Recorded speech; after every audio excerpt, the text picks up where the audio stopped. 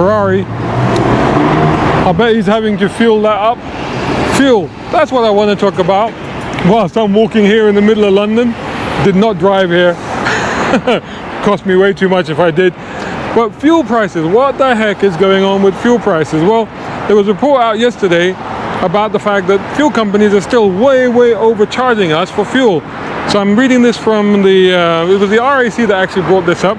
This is a news story in the Auto Express. So I'm reading it from the Auto Express here. Greedy fuel retailers doubled the diesel profit margins instead of cutting prices. RAC has lobbied the UK Energy Secretary for action as new figures suggest drivers are still being way overcharged. And we're talking quite a bit overcharged here. So for example, filling station margin on a litre of diesel, right, the margin, so the profit that they're actually making, right, this is about 18 pence per litre on diesel. And that's double what they consider to be the long-term normal average, which should be about 8 pence per litre. So 8 pence per litre should be the margin, the profit margin on a litre of diesel. What they're actually making right now is 18 pence, a whole 10 pence more. They're saying, and the greed of the retailers seeking to maximize their own profits at the expense of consumers is unfair on drivers struggling to get by in the cost of living crisis, says the RAC Fuel Watch, I should say. Actually, they're the people that collected the data. The latest figures show margins rising in spite of recent reductions in wholesale prices of fuel. So this is like the international barrel price. So this is where ultimately the oil barrel price. Oh, so look at this, is nice, isn't it? Beautiful. So ultimately the oil barrel price is basically where this price is actually derived from. So what's actually happening to that? Well, it fell from $90 per barrel. This is how they actually measure it. $90 per barrel to $83 per barrel, so $7 cheaper. It's fallen by. The fact that lower prices are not being passed on to the motorists has led the RAC to write to the Energy Secretary, Claire Contino, demanding some action. Now, it's saying that while the government has been talking about tackling these with things like the pump watch. Now, the pump watch was actually a scheme that was meant to force retailers to share the live price data on apps and online platforms and things like that. Now, Fuel Watch, RAC Fuel Watch, says that the average price of petrol is about £1.50 a litre at the moment, as we know. If you've been to filling up your car recently, you'll know that's the case. £1.57 for diesel. Now, here's the thing. What this is saying is that if retailers were passing on the actual savings that they've had because of that reduced barrel price, then the actual price, and this is actually for both petrol and diesel, there shouldn't be any difference between them, should be £1.45. Still quite high, but £1.45 compared to, you know, £1.57 at the moment. Ahead of implementing pump watch scheme and giving powers to the Competition and Markets Authority to regulate the market, the government launched a voluntary scheme that currently means 14 of the biggest, this is so nice here, check this out. Nice place to do a video, huh? The 14 of the biggest fuel retailers are providing prices at their filling stations on a daily basis.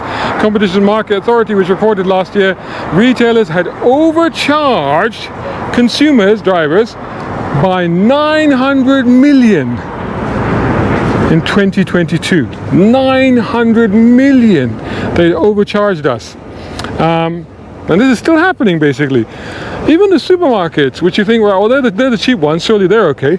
They tend to charge less for fuel, and that should be quite affordable. But the big four supermarket retailers, which dominate the fuel sales, so they do actually dominate the fuel sales, they are refusing to cut their prices in the wake of the lower wholesale costs, according to RAC Fuel spokesperson Simon Williams. We realize that supermarkets, along with all businesses, have been affected by inflation, but these increases seem blatantly unfair, and of course, without them cutting their prices, there is little incentive for other retailers to follow suit.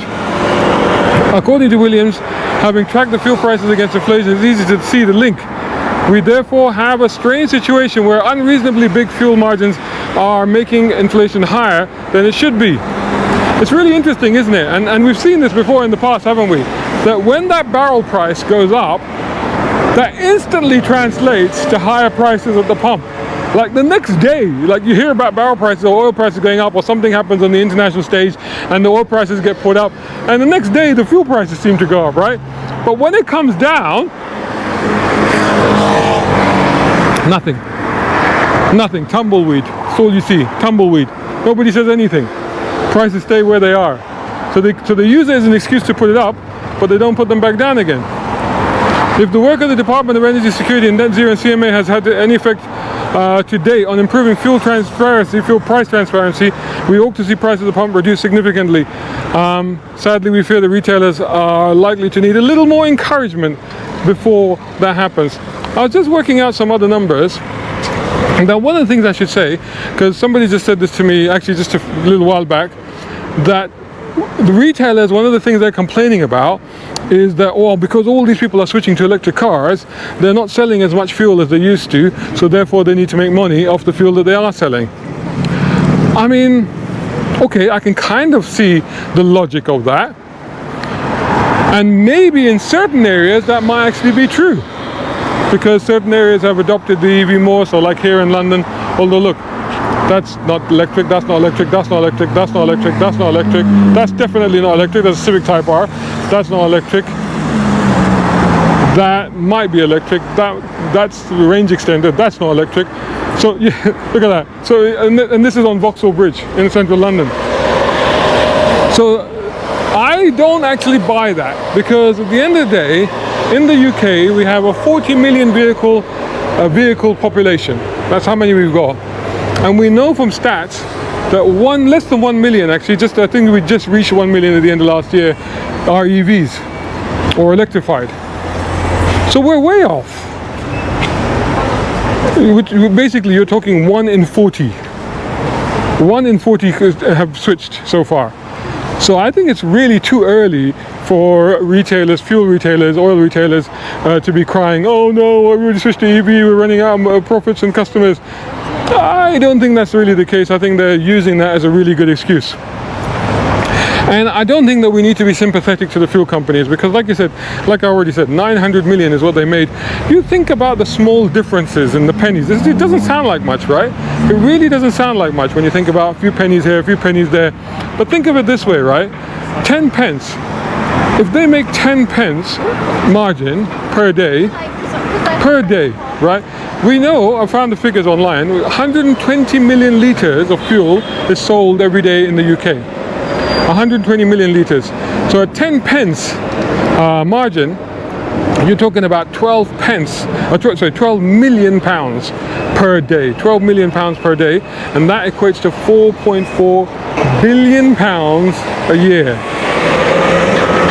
So and think of it this way. We talk about a few pennies extra. So let's 5 pence up. Let's say they put that 10 pence up to 15 pence margin, right?